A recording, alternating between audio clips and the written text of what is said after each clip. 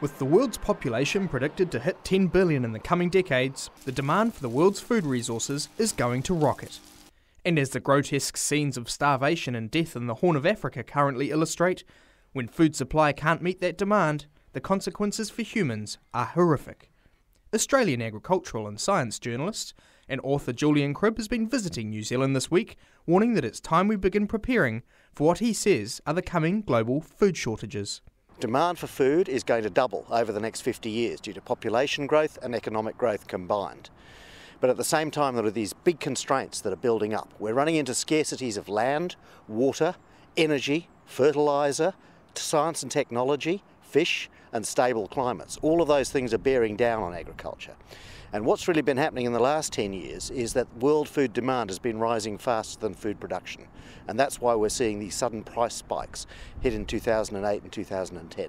Indeed, New Zealand farmers have recently been enjoying record returns, precisely because of this rocketing global demand for food. But Julian Cribb says it is only a matter of time before demand completely outstrips supply. It means for the world is becoming less food secure.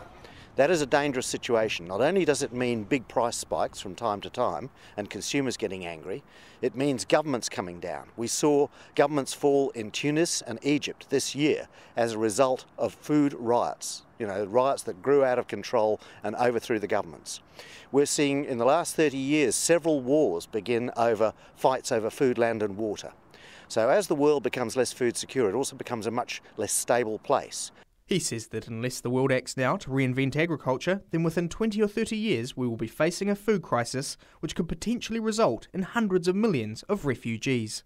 We have to reinvent agriculture because the current agriculture we've got worldwide will not feed 10 billion people for 50 years, which is what we've got to do. We have to develop a new eco-agriculture that is a combination of what organic farmers are looking at and what other ordinary professional farmers are looking at. We need to bring our best ideas to the table to reinvent agriculture. Second, we've got to reinvent the world diet. We cannot feed 10 billion people if they all want to eat like Americans. And Julian Cribb says this is where New Zealand farmers come into play. He argues Kiwi farmers are sitting on an unrealised goldmine. Their farming knowledge of temperate climates that is globally recognised as second to none. This is the biggest challenge in human history, and it can only be solved with knowledge. Okay? New Zealand has a lot of very good agricultural knowledge in its farmers and in its scientists. So potentially you've got one of the critical ingredients in how we solve this food issue.